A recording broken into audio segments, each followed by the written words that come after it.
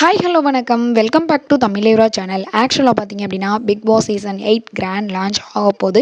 October 6 PM வந்து எல்லாருமே ரொம்பவே வெயிட்டிங்காக இருக்கீங்க அப்படின்றது வந்து தெரியுது. ஏன்னா எல்லாருமே பார்த்தீங்க அப்படின்னா வந்து ஒரு வைப்பில் வந்து இருப்பீங்க.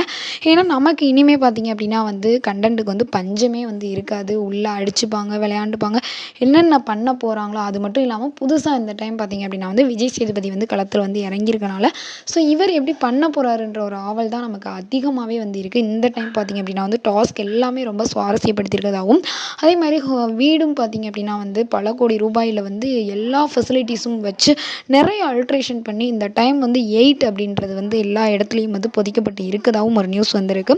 கிட்டத்தட்ட நாளைக்கு வந்து பிக் பாஸ் ஹவுஸ் வந்து எப்படி இருக்கும்ன்ற மாதிரி ஹவுஸ் டூர் வந்து லீக் ஆயிரும் அப்படின்னு தான் வந்து நான் நினைக்கிறேன். அது மட்டும் இல்லாமல் கண்டஸ்டன்ட்ஸ் வந்து யார் யார் வரப்போகிறா அப்படின்றது தான் எல்லாருக்குமே ஒரு க்யூரியாசிட்டியாக வந்து இருக்கும். ஸோ அதில் ஒரு சில பேர் அவங்களே வந்து கன்ஃபர்மேஷன் பண்ணியிருக்காங்க. அது என்ன அப்படின்றத இந்த வீடியோவில் நம்ம வந்து பார்ப்போம். ஆக்சுவலாக பார்த்திங்க அப்படின்னா வந்து நம்ம ரவீந்தர் மகாலட்சுமி, அதாவது ஃபேட்மேன் ரவீந்தர் இருக்கார் இல்லையா, அவர் வந்து வரப்போகிறாரு அப்படின்ற மாதிரி வந்து முன்னாடியிலேருந்து சொல்லியிருந்தாங்க. ஏன்னா வந்து அவர் இப்போது ரீசெண்டாக வந்து ரிவ்யூ பண்ணி நிறைய சர்ச்சை வந்து கிளப்பிட்டு இருக்காரு. ஸோ அதனால் அவர் வரப்போகிறதா சொல்லியிருந்தாங்க. அதில் அவரே என்ன சொல்லியிருக்காரு அப்படின்னு பார்த்தீங்கன்னா ஒரு ஆடியோவில், ஆக்சுவலி நான் உள்ளே போனேன் அப்படின்னா வந்து பிஆர்ஏ வந்து தேவையில்லை. அதாவது 10 பேர் அடித்து டான் ஆனவில்லை, நான் அடித்த 10 பேருமே டான் தான்.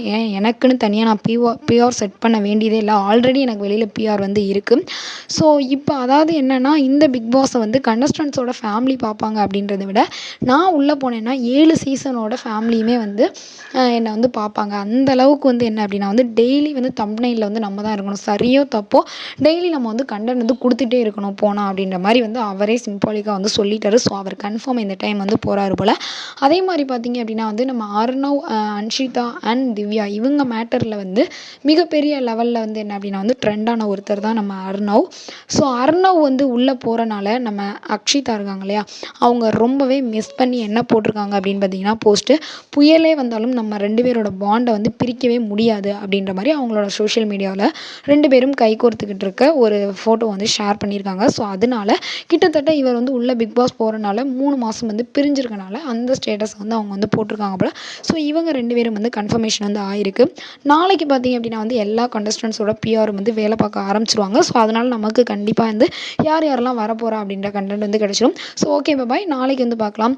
உங்களிடம் வந்து விடைபெறுவது உங்கள் கனகராஜ்.